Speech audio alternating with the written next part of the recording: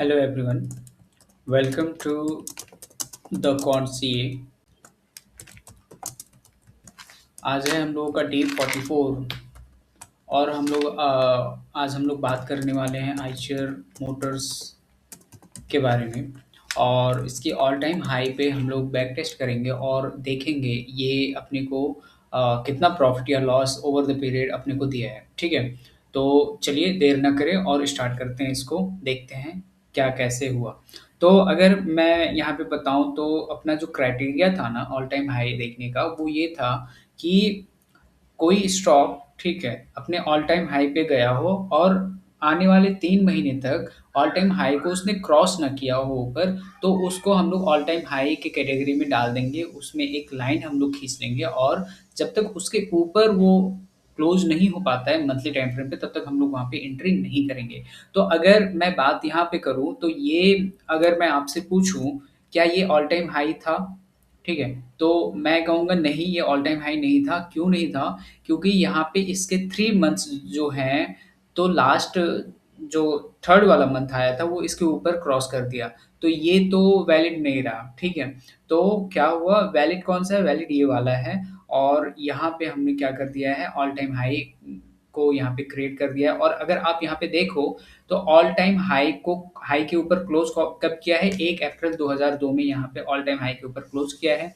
तो नेक्स्ट में हम लोगों ने क्या किया, यहाँ पे बाई कर लेंगे 1 मई 2002 को।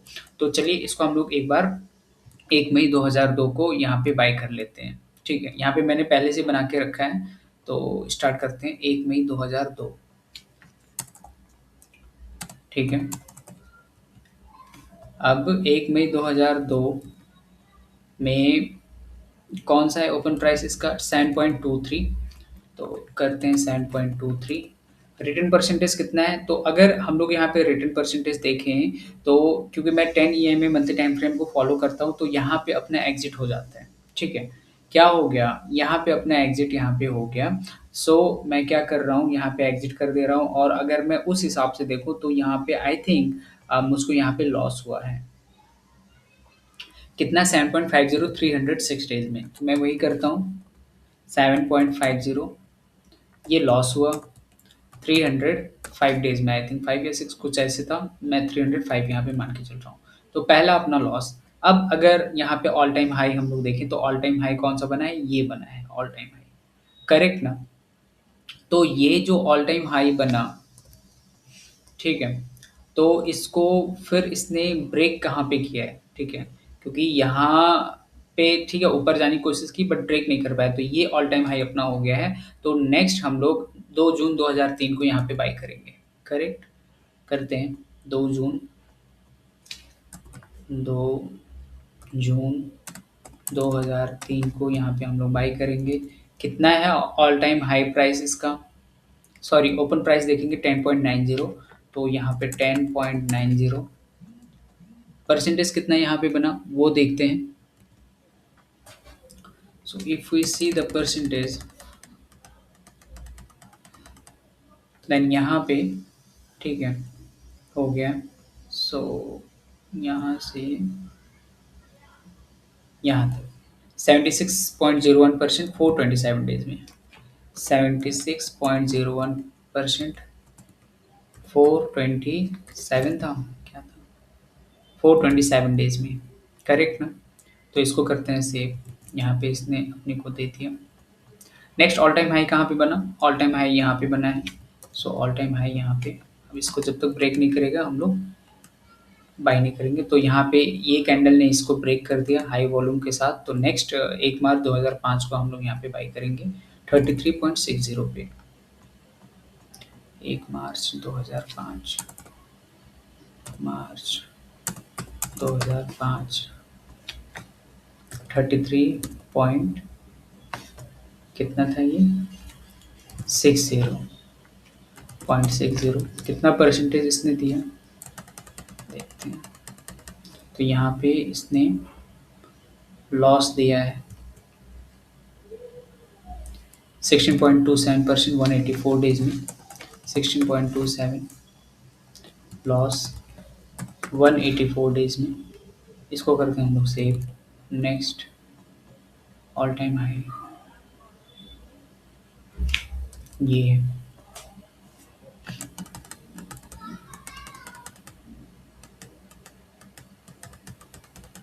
तो अब यहाँ पे ऑल टाइम हाई कौन सा बन गया? ये ऊपर वाला बन गया, ठीक है।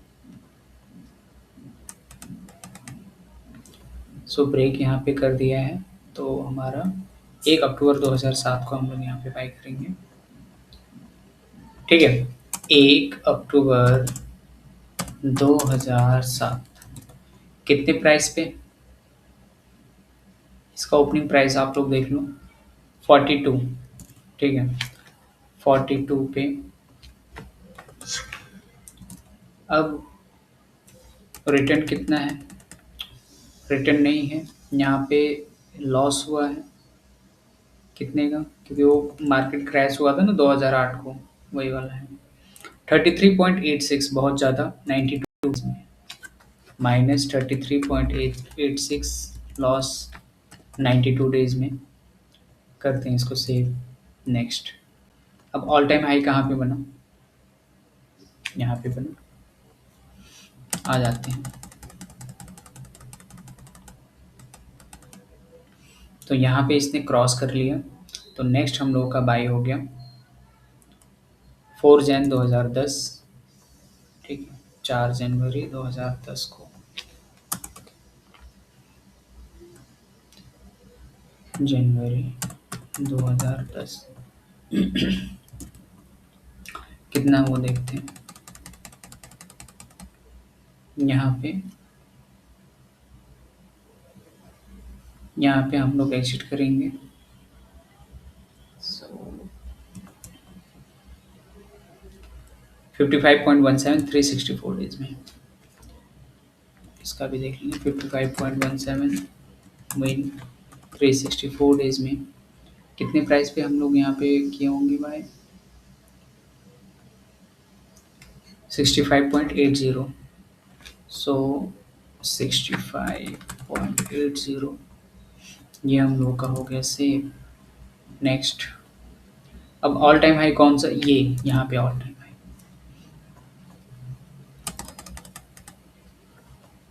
तो यहाँ पे ये ब्रेकआउट फिर से हुआ। नेक्स्ट हम लोग बाई कर लेंगे 3 अक्टूबर 2011 को, ठीक है। तो 3 अक्टूबर 2011 कितने प्राइस पे? यहाँ पे देखो, ये मतलब एग्जिट नहीं हुआ क्योंकि क्लोज इसके नीचे नहीं है। यहाँ पे भी नहीं हुआ, क्लोज इसके नीचे नहीं है। आई थिंक मल्टीबैगर हो जाएगा क्या ये तो? अरे अरे अरे अरे अरे, ओ नो, आयशर मोटर ने तो कमाल कर दिया यहाँ पे।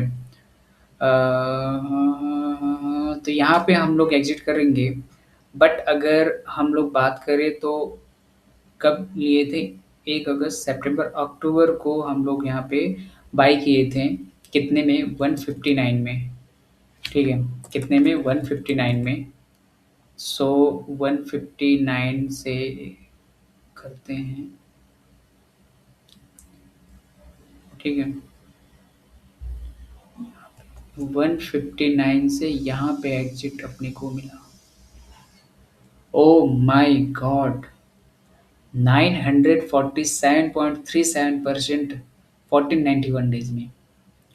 3 6 18 3 5 15 3 4 12 4 5 साल के अंदर 947.37 विन है, और 1491 डेज में, 1491 डेज में देखा। तो इससे अपने को मतलब क्या पता चलता है? पता ये चलता है कि आवर लॉस इज लिमिटेड। सिर्फ वो 100% का लॉस होगा जो भी होगा। आप अगर 10,000 लगा रहे हो किसी स्टॉक में तो वो 10,000 ही जाएगा। बट अगर आप यहाँ पे देखो 900%, मतलब समझ रहे हो, 10,000 का 900% कितना होगा आपका? 90,000 हो जाएगा। आपको समझ रहे हो कि प्रॉफिट आपका अनलिमिटेड यहाँ पे है। उस हिसाब से मैंने यहाँ पे स्ट्रेटजी डिजाइन हुई है, और लॉस आपका कैप्ड है। क्या चाहिए और? ऐसे एक दो स्टॉक साल में मिल जाएंगे तो बन गई बात। चलो नेक्स्ट, अब ये ऑल टाइम हाई कौन सा है यहाँ पे?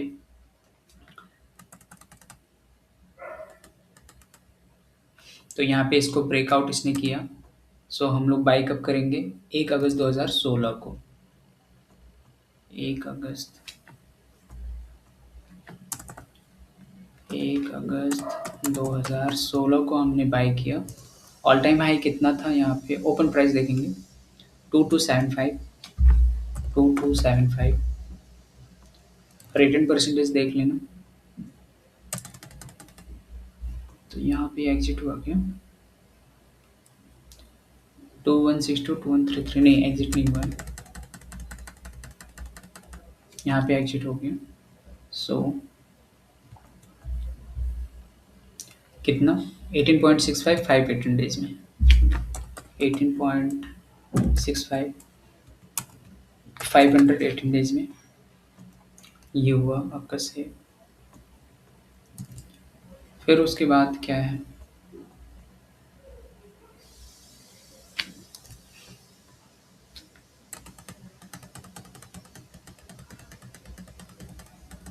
जब तक इसके ऊपर नहीं जाएगा, आप देख रहे हो कितना टाइम लगा रहा है ऊपर जाने के लिए।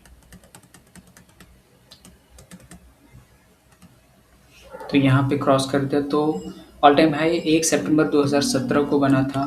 ठीक है, 1 सितंबर 2017 को इसका ये ऑल टाइम हाई बना था। और उसके बाद जो है ऑल टाइम हाई कहाँ पे बना? यहाँ पे।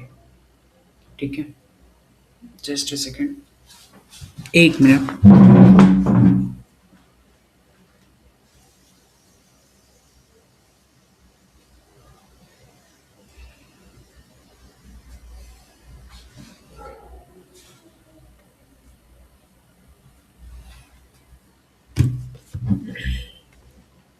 अब इसको ब्रेक किया 1 अगस्त 2022 और 17 5 साल के आसपास इसने यहाँ पे घूमा।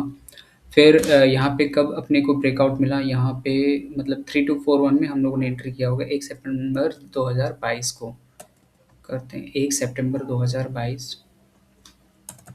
1 सितंबर 2022। 2022 ऑल टाइम हाई कितना हुआ?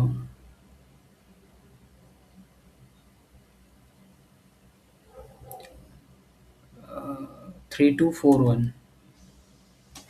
3241 रिटर्न परसेंटेज कितना बना है वो देखते हैं।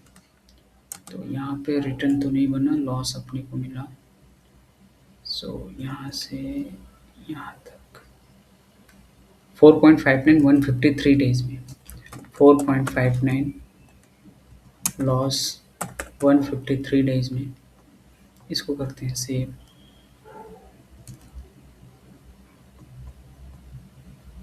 तो ऑल टाइम हाई यहाँ पे कहाँ पे बना है? यहाँ पे बना है।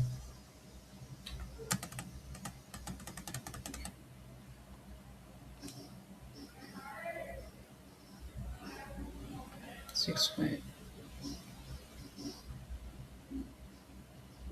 तो यहाँ पे इसने ब्रेक कर दिया। तो नेक्स्ट हम लोगों का 1 दिसंबर 2023 में हम लोग बाई कर लेंगे। 1 दिसंबर 2023 में हम लोग बाई करेंगे। कितना है? 3922। 3922 रिटर्न परसेंटेज कितना?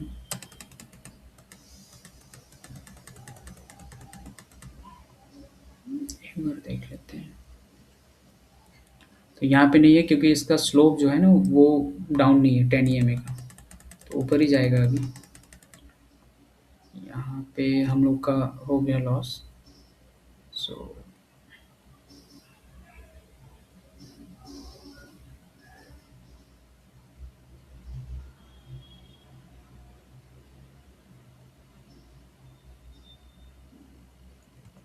यहाँ से देखते हैं कितना हुआ। 68.57 822 डेज में। 68.57 822 डेज में करते हैं। सो ये हम लोगों ने आइसर मोटर का पूरा बैक टेस्ट कर लिया। अब एक बार इसका ओवरव्यू देख लेते हैं। सो ओवर द पीरियड 2002 से लेकर 2023 24 25 जो भी महीने यहाँ तक इसने 9 ब्रेकआउट दिए हैं। अपना विन रेट 56% है, लगभग 50-50% के आसपास है। लेकिन अगर आप इसका एवरेज रिटर्न देखोगे ना, ये 123.6% है।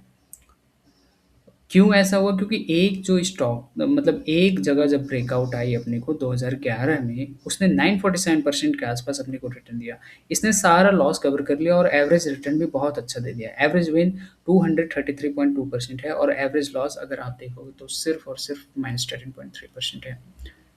तो ये होता है ऑल टाइम हाई पे अगर आप कुछ भी बाय करते हो, आप मान लो आपको कुछ नहीं आता है, सिर्फ़ ऑल टाइम हाई पे आपने लगा दिया, देख लिया, थोड़ा-सा रिस्क मैनेज कर लिया, पोर्टफ़ोलियो मैनेज कर लिया, ठीक है? अच्छे से आप यहाँ पे सक्सेसफुल बन सकते हो। तो चलिए ज़्यादा नहीं कहना है अभी, अभी तो हम लोग बैक टेस्ट ही कर रहे हैं और अभी अपने को 500 स्टॉक्स तक कंप्लीट करने हैं। देखते हैं आगे और क्या कैसा आता है, उस हिसाब से हम लोग यहाँ पे देखते चलेंगे और आज हम लोगों ने आइज़र मोटर का कवर किया है डे 44 में। नेक्स्ट जो अपना स्टॉक एनालिसिस आएगा वो ग्रासिम पे आएगा और वो भी हम लोग देखेंगे। टिल देन अगर आप यहाँ तक देख चुके हैं तो थैंक यू सो मच यहाँ तक आने के लिए, क्योंकि इतना पेशेंस किसी में आजकल नहीं है। मिलते हैं नेक्स्ट वीडियो में। Thank you so much.